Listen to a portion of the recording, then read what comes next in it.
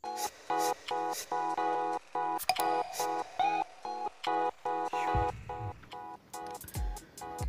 sahabat sekalian, ketemu lagi di channel PLTS Sederhana. Kali ini saya akan membahas tentang seputar kapasitor bank. Seperti ini. Ini adalah kapasitor bank dengan merek Maxwell.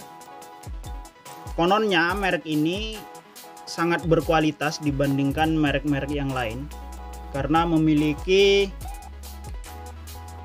kapasitas yang real tanpa diuji. Ya begitulah katanya.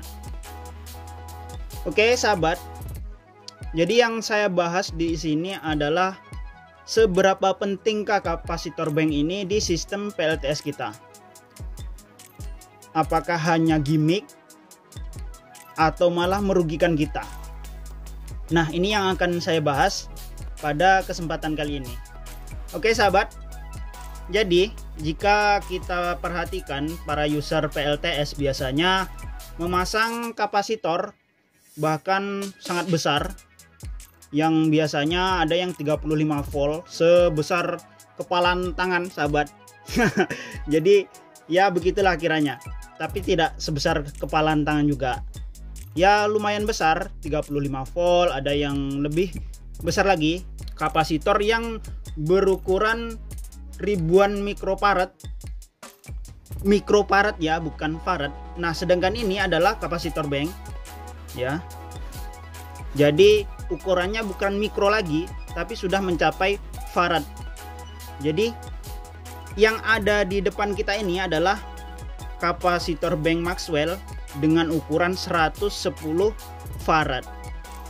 Nah, seberapa penting di sistem PLTS kita menggunakan kapasitor bank ini? Jadi sahabat, ketika kita menggunakan sistem 12 volt, kapasitor bank ini sangat penting sahabat, karena misalnya kita menghidupkan rice cooker yang dayanya sekitar 300-an watt lebih, atau menggunakan bor yang wattnya sangat besar, atau menggunakan beban-beban yang memiliki daya lonjakan yang tinggi, sementara baterai kita ataupun aki kita itu memiliki ceret yang sangat rendah.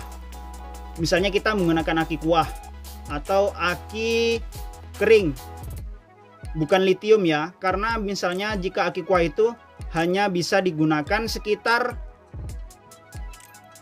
10% gitu ya dari ceretnya, jadi 1/10 gitu sahabat bisa digunakan. Beda dengan lithium, ada yang bisa sampai 1 kali 1C ya, 1 ceret, bahkan ada yang sampai 3C. Jadi bisa dikuras sampai misalnya 100 ampere bisa kita kuras sampai 300 ampere sahabat. Nah ketika kita menggunakan baterai ataupun aki yang ceretnya rendah, yang misalnya 1/10 sahabat, nah kita membutuhkan kapasitor bank ini untuk bisa kita ambil ampernya yang lebih besar, agar tidak langsung drop sahabat ketika kita menghubungkan listriknya. Ini sangat penting sahabat ketika kita menggunakan sistem 12 volt.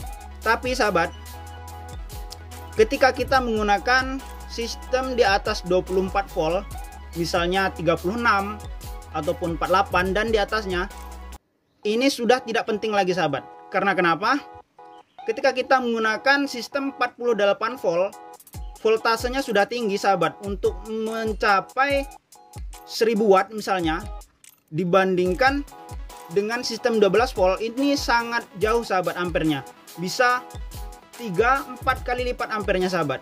Jadi ketika kita menggunakan sistem 48 volt ini sudah tidak penting lagi. Selain itu, ketika kita menggunakan sistem di atas 24 volt, kita rugi sahabat ketika kita menggunakan kapasitor bank. Karena misalnya seperti ini harganya per bijinya ini sahabat sekitar 75.000. Ini bekas sahabat, copotan, tidak baru. Ketika kita membeli ini 75, untuk sistem 12 volt dibutuhkan sekitar 6 seri sahabat. Nah, ketika kita menggunakan sistem di atas 24 volt, misalnya sistem 48 ya, 48 volt, itu berarti 6 untuk sistem 12 berarti 6 ya, dikalikan 6 kali 4